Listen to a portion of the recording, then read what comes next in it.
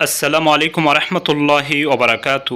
মহান রব্বুল আলামিন সূরা জুমায় বলেন, ওয়াজকুরুল্লাহ কাসীরান লাআল্লাকুম তুফলিহুন, অর্থাৎ তোমরা বেশি বেশি আল্লাহর জিকির করো, তাহলে তোমরা সফল কাম হবে।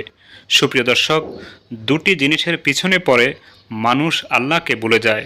আল্লাহ পাক সে সম্পর্কে মোমেন বান্দাদের সতর্ক করে বলেন, ইয়া আইয়ুহাল্লাযীনা আমানু লা তুলহিকুম আমওয়ালুকুম ওয়ালা আওলাদুকুম আন যিকরিল্লাহ ওয়া মান ইয়াফআল যালিকা ফাউলাইকা হুমুল খাসিরুন, অর্থাৎ হে ঈমানদারগণ, তোমাদের মাল দৌলত আর বিবি বাল বাচ্চারা যেন তোমাদেরকে আল্লাহর জিকির থেকে বেখবর করে না ফেলে।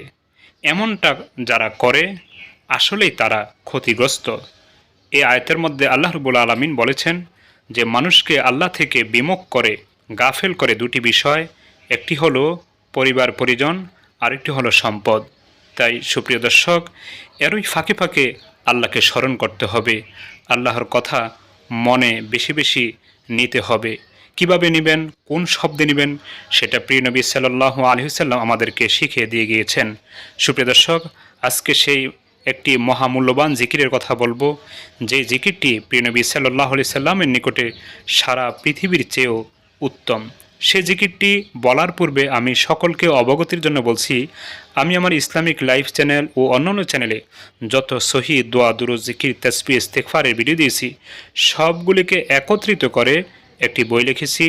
বইটির নাম দিয়েছি কোরআন ও সহি হাদিসের ভিত্তিতে নওয়াবী দোয়া। সুপ্রিয় দর্শক, প্রতিটি দোয়া দুরূদ জিকির তাসবিহ ইস্তেগফারের বাংলা উচ্চারণ, অর্থ এবং সেই সম্পর্কিত হাদিসের অর্থ এবং হাদিসটি সহি কিনা সেগুলি নিয়ে আলোচনা করা হয়েছে। শুধু তাই নয়, কোরআনুল কারিমে যত দোয়া ইস্তেগফার আল্লাহ রাব্বুল আলামিন উল্লেখ করেছেন, সবগুলি এই বইটির মধ্যে উল্লেখ করা হয়েছে। সুপ্রিয় দর্শক, আশা করি আপনারা বইটি সংগ্রহ করবেন। বইটি সংগ্রহ করতে হলে স্ক্রিনে দেওয়া নাম্বারে কল দিলে কুরিয়ার মাধ্যমে আপনার হাতে পৌঁছে দেওয়া সম্ভব হবে ইনশাআল্লাহ। সুপ্রিয় দর্শক, প্রিয় নবী সাল্লাল্লাহু আলাইহি সাল্লাম বলেছেন, সুবহানাল্লাহ ওয়ালহামদুলিল্লাহ ওয়ালা ইলাহা ইল্লাল্লাহ ওয়াল্লাহু আকবার। এটা দুনিয়ার মধ্যে যা কিছু আছে, অর্থাৎ যে সকল বস্তুর উপরে সূর্যের আলো পড়ে, সব কিছু থেকে উত্তম। সুপ্রিয় দর্শক, রাসূল করিম সাল্লাল্লাহু আলাইহি সাল্লামের নিকটে যদি এটা উত্তম হয়, তাহলে আমাদের বলতে সমস্যা কোথায়?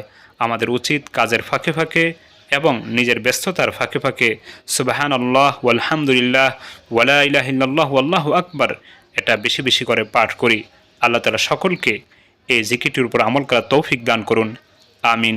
আসসালামু আলাইকুম।